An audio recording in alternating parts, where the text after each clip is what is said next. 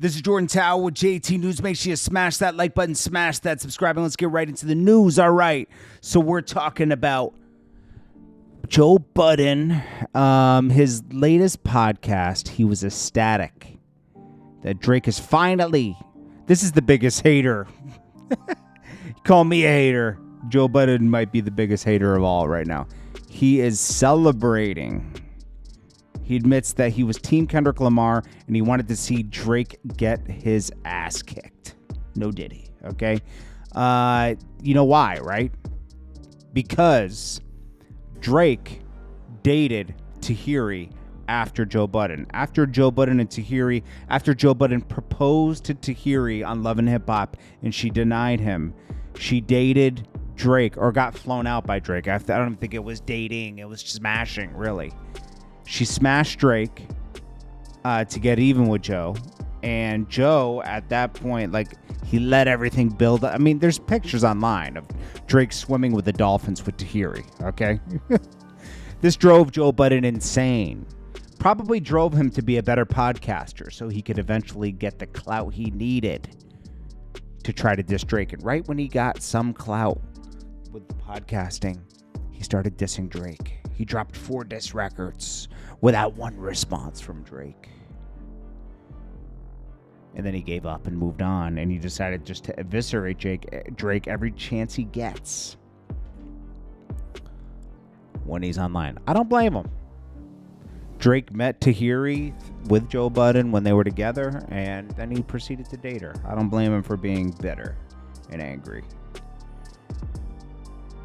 Then we got Meg Thee Stallion. Somehow she's headlining the BET Awards. I mean, she's not the biggest artist out here. Sexy Red is bigger than her, and not even a better rapper. Meg Thee Stallion has a machine behind her called Rock Nation. Okay? If Rock Nation puts the building behind you, and don't forget, the president of Rock Nation, Miss Perez, was at every trial date for Meg Thee Stallion. This is her pet project. They made sure to steal Meg Thee Stallion from 1501 Entertainment, from Carl Crawford. He's the one who believed in her and put the money up. And they stole her after all the hard work was done and just put tons of brands behind her. You got Cheetos, BetterHelp, Amazon. You got everyone pushing for Meg's success because there's an invested interest from these brands that are obviously paying her to promote their brand, but also, it's a machine, man. This is what you call artificial hotness. Mase. And Meg can rap, don't get me wrong. Meg can rap. It's not about that.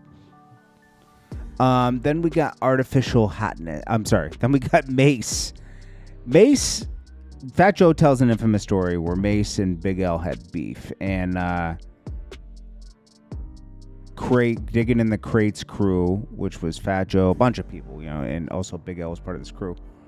Big L stepped to Mase one point in a club and tried to get Big L couldn't get people. This is Cameron and Mase tell the story better on their show, but basically Big L had a beef with Mase because Mase had got on and Mase was accusing Big L of taking some of his style, right? Like borrowing some of his style afterwards, and Mase said he was probably doing that to be petty because they had a little problem, And of course, Cameron and Big L were cool, and there's always problems in your hood, in your neighborhood. So, they had a little problem. And so Big L tried to step to him once with Fat Joe and some other people, but Fat Joe had a friendship with Mase as well. So he's like, yeah, this is between you guys. I'm not going to get involved in this. And then Mase said the second time, that time didn't work, but the second time Big L got someone to rob Mase and press him on when he was caught off guard. And, he ended up losing his watch, and the guy actually got arrested because when he was sticking Mase up, the cops happened to be driving by. And R.I.P. Big L. He was amazing. And they both give it up to Big L, you know. But it was just like, you know, they were young. They were in their early 20s, all trying to get on in the music game. And Big L was probably going to get signed to Rockefeller. And maybe if he didn't pass, Cameron might not have gotten Rockefeller. You don't know, you know, because Big L was in the process of signing to Rockefeller in 1999 when he passed. Or was it 98? When did Big L pass? Big L died 99, yes. And he died at 24 years old. He got shot. And 9 times in a drive-by. And I heard it was his brother's beef. But anyways. Cameron got signed in 2001. He got off of Sony, and December 2001, right at the end, right at the beginning of 2002, and he turned up at Rockefeller. He turned up. The boy song, you didn't even know it was Cam. It was a different style, you know. Cam had disappeared for a few years, like 2 years. He was laid low, and when he came out with Oh Boy, it was like this, you know, because it was playing so much on the radio. You're like, okay. And then I remember I went to that. That was my first time doing something in the music business, really. I used to have a camera, and I lied to people, and I would call like big labels and say I worked for MTV on behind the scenes, not the behind the camera thing, but I'd be like, I come up with a show, like we're working on a new show, and that's how I got access to the Oh Boy video, and I did the behind the scenes for that video. And luckily, MTV wasn't doing the behind the scenes, otherwise I would have been called out. And I was filming for something. I was filming for this other show that was on NBC called Hip Hop Nation. And it was a show where like you submitted the stuff and you got paid for every minute they used. But I would lie and say it was MTV because it sounds bigger. So I would call up all the offices and they would give me passes.